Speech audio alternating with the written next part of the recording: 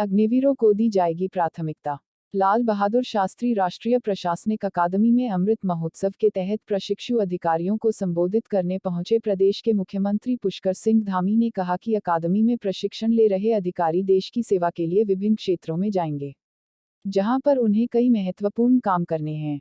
इसी को लेकर आज प्रशासनिक अकादमी मसूरी में उन्होंने प्रशिक्षु अधिकारियों को संबोधित किया और देश सेवा के लिए प्रेरित किया। पत्रकारों से बातचीत करते हुए मुख्यमंत्री ने कहा कि अग्निपथ योजना प्रधानमंत्री नरेंद्र मोदी के द्वारा देश के युवाओं के लिए बहुत बड़ी सौगात है। बहुत सोच समझकर ही इस योजना को लागू किया गया है और जो लोग इसका विरोध कर रहे हैं उन्हें इस योजना के बारे में पूरी जानकारी नहीं है। मुख्यमंत्री ने कहा कि चारधाम यात्रा को लेकर सरकार पूरी तरह से सजग है और यात्रा सुचारू रूप से चले इसके लिए प्रयास किए जा रहे हैं। उन्होंने बताया कि अब तक 25 लाख से अधिक लोग चार धाम यात्रा के दर्शन कर चुके हैं और आने वाले समय में यह एक रिकॉर्ड बनने वाला है। उन्होंने यूनिफॉर्म सिविल कोड पर कहा कि उनकी तैयारियां चल रही है और शीघ्र ही इस पर कार्य शुरू कर दिया जाएगा।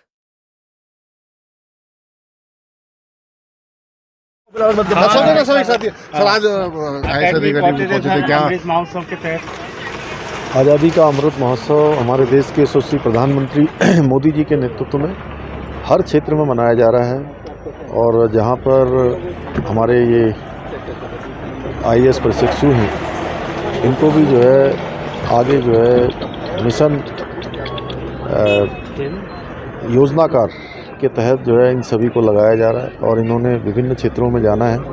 विभिन्न क्षेत्रों में जाकर जो भारत की आधारशिला है, आत्मनिर्भर भारत है, जिस दिशा में माननीय प्रधानमंत्री ले जा रहे हैं उसको साकार करने का काम इन सबके कंधों पर है। ये सब मिलकर काम करेंगे। आज हमने जाकर वहाँ पर सभी को शुभकामनाएं दी और सभी को एक तरह से उनसे इंटरेक्ट किया। सर अग्निपथ योजना को लेकर लगातार किस तरीके से तैयार है सर? देखिए, अग्निपथ योजना ये पूरी तरह से नौजवानों के हित में योजना है।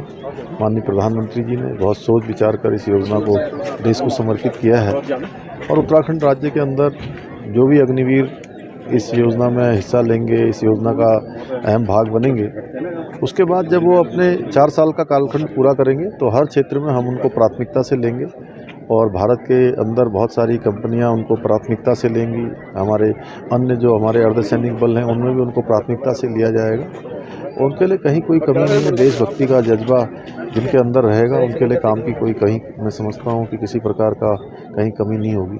सर बरसात सर पे है, काफी सफल रही है सर, और मानसून अब आ गया है तो उसको लेकर किस तरीके से सर? नहीं, देखिए, हम शुरू से एक बात कहते रहे हैं कि चारधाम यात्रा में आने वाले सभी यात्रियों से कि उनकी यात्रा सुरक्षित हो, सरल हो, सुगम हो, उसके लिए हम लगातार काम कर रहे हैं। और जो चारधाम में आने वाले यात्री हैं, मौसम का जब भी इस प्रकार का पूर्वानुमान होगा तो सभी को हम सूचित करेंगे, उसी के आधार पर सभी लोग यात्रा करें। और अभी तक यात्रा में 25 लाख से ज़्यादा श्रद्धालुओं ने अभी तक दर्शन कर लिए हैं।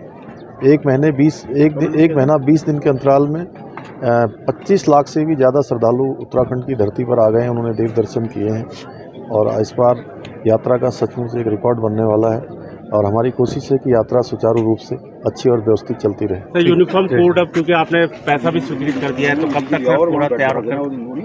यूनिफॉर्म सिविल कोड की तमाम कार्रवाइयाँ चल रही हैं और रंजना प्रकाश देसाई के नेतृत्व में 5 सदस्यीय कमेटी ने काम करना शुरू कर दिया। नोट बनाएगी, एक ड्राफ्ट बनाएगी, उस ड्राफ्ट के आधार पर हम उसको लागू करने की कार्रवाई करेंगे।